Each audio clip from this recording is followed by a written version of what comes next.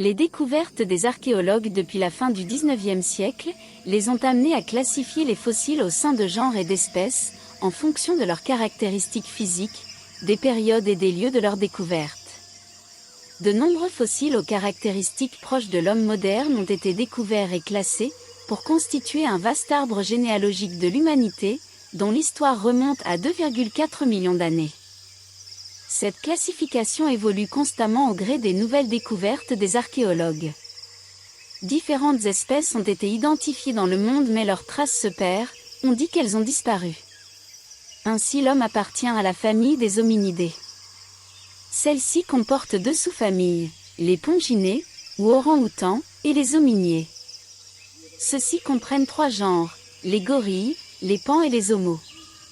C'est à ce dernier genre que notre espèce, les Homo sapiens, appartient. Elle la partage avec d'autres espèces aujourd'hui disparues, les Homo neanderthalis ou encore les Homo erectus. Les hominidés se caractérisent par leur grande taille, les adultes font entre 50 et 250 kg, leur puissante musculature, le développement de leur cerveau. Ils ont de plus des membres postérieurs plus puissants, bien que certains, comme les gorilles, se déplacent encore en quadrupède.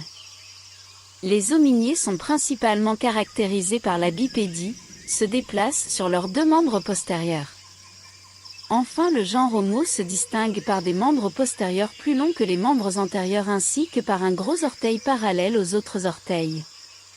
Au sein du genre Homo, les différentes espèces ont des caractéristiques physiques qui diffèrent quelque peu, entre autres par la forme de leur crâne.